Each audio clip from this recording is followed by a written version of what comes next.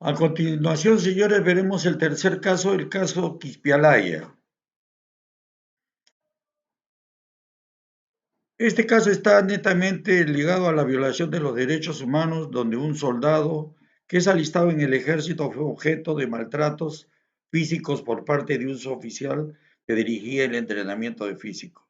Entonces ya vemos una diferencia con los dos anteriores casos. Primero vimos el caso de Lucanamarca y el caso Callara, que estaban enmarcados dentro de lo que es un conflicto armado interno, un CAI, mientras que este es un caso de violación a los derechos humanos dentro del Estado normal de derecho.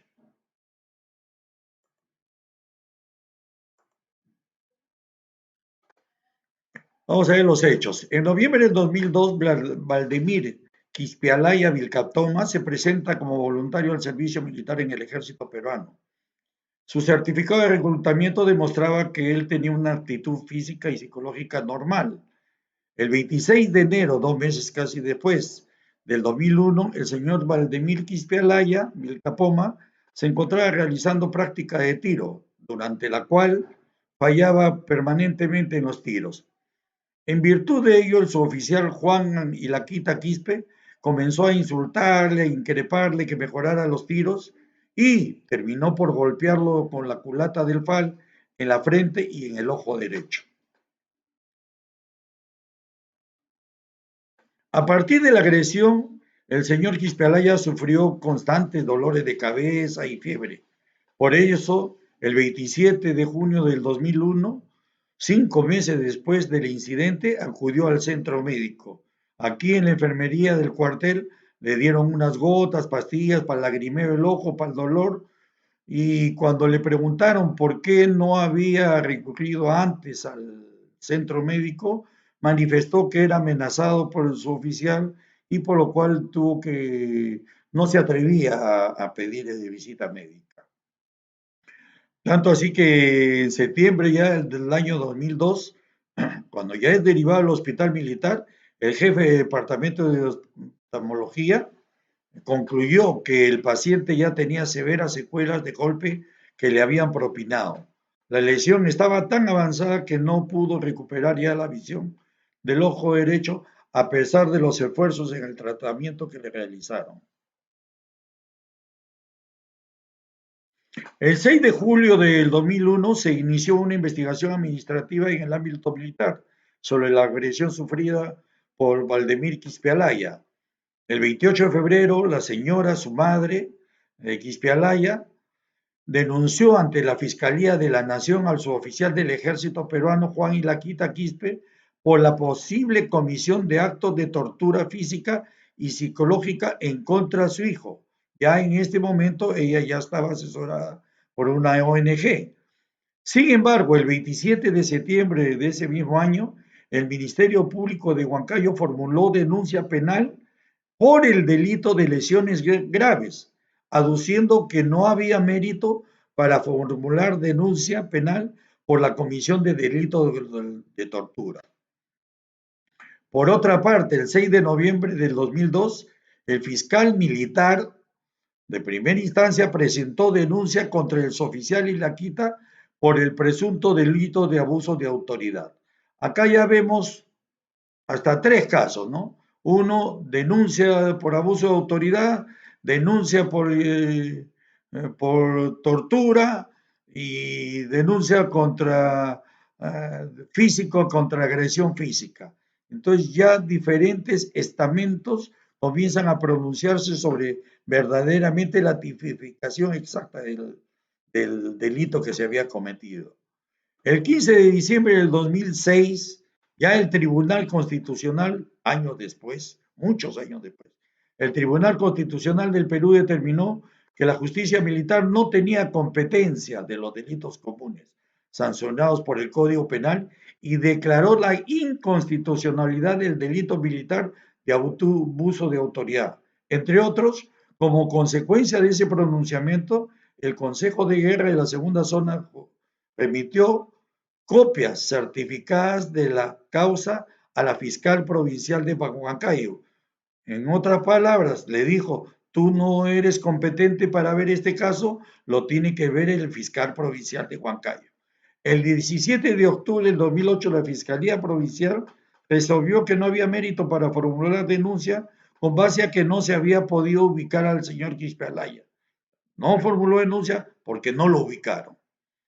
El caso permaneció archivado hasta el 4 de febrero del 2015, cuando la tercera Fiscalía Provincial Penal de Huancayo dispuso en esta oportunidad ya abrir contra Juan Ilaquita Quispe por la presunta, abrir el proceso por la presunta comisión del delito contra la humanidad en la modalidad de tortura.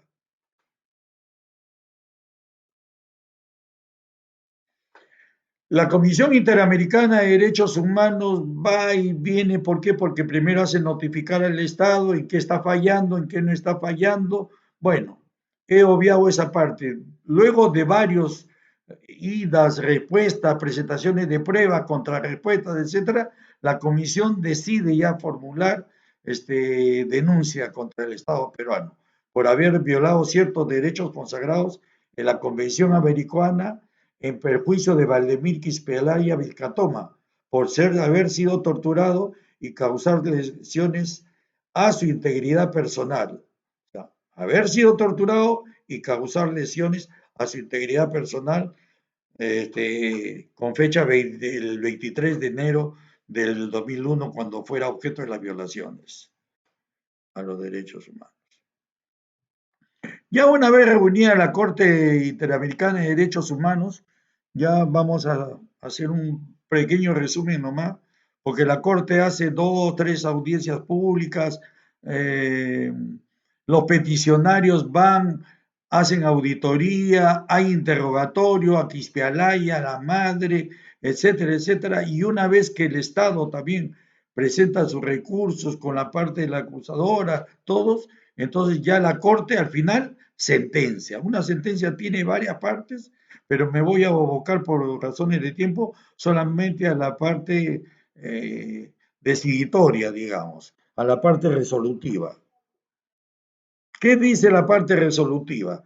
Decide por unanimidad desestimar las acciones preliminares interpuestas por el Estado relativas a la supuesta falta de agotamiento de los recursos internos. No le aceptó. El Estado es responsable por la violación, ya concluye, de derecho a la integridad personal y responsable con las obligaciones establecidas para prevenir y sancionar la tortura, reconocido en la Convención Americana y donde el Perú es Estado parte. Asimismo, el Estado es responsable por la violación del derecho a las garantías judiciales establecidos en la Convención Americana. Asimismo, por la violación de los derechos a las garantías judiciales y a la protección judicial establecidos en la Convención Americana sobre Derechos Humanos, y también es responsable a las obligaciones establecidas en la Convención Americana para prevenir y sancionar el delito en perjuicio del señor Valdemir Quispe Alaya. Asimismo, el Estado peruano, responsable por la violación del derecho a la integridad personal en perjuicio de la señora Victoria Vilcapoma Taquía, madre de la víctima. El Estado no es responsable, dice, por la violación del deber de adoptar disposiciones del derecho interno. ¿Por qué? Porque el Estado se había pronunciado, incluso el Tribunal Constitucional se había pronunciado que la Corte Penal Militar, digamos, no debía pronunciarse toda vez que era un delito contra la integridad y tortura y que no caía sobre el abuso de autoridad.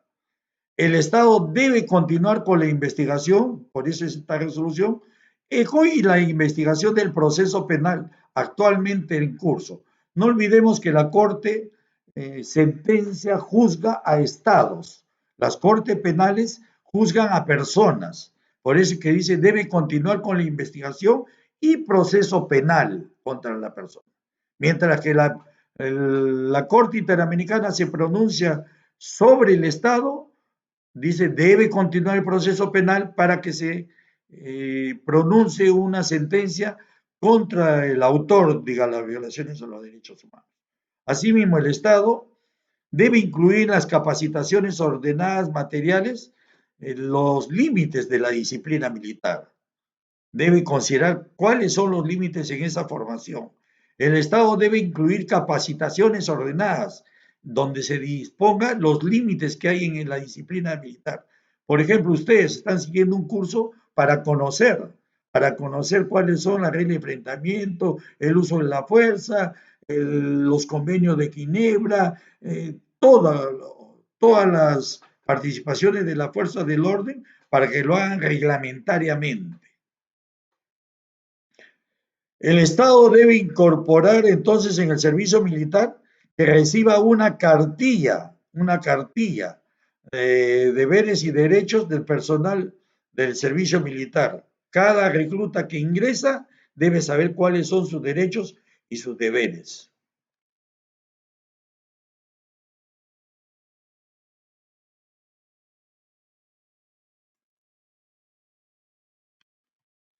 El Estado debe disponer se realicen visitas periódicas e inopinadas a las instalaciones militares donde se realice el servicio militar voluntario por parte de las autoridades independientes y autónomas. El Estado debe poner en funcionamiento el Mecanismo Nacional de Prevención de la Tortura. El Estado es parte de este tratado de prevención contra la tortura y otros tratos, penas crueles, inhumanos, donde se prevé que el Estado debe tener un mecanismo que controle estos hechos.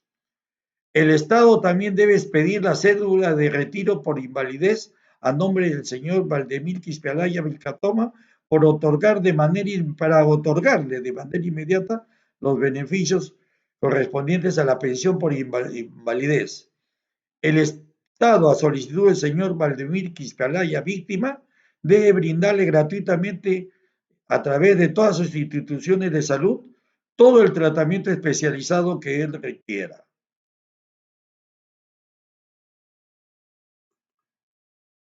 Asimismo, el Estado debe pagar en el plazo de un año, al contado a partir de la fecha de la presente sentencia, la cantidad fijada por el daño material e inmaterial en los términos de los párrafos 306 y 312 de los considerandos de la presente sentencia.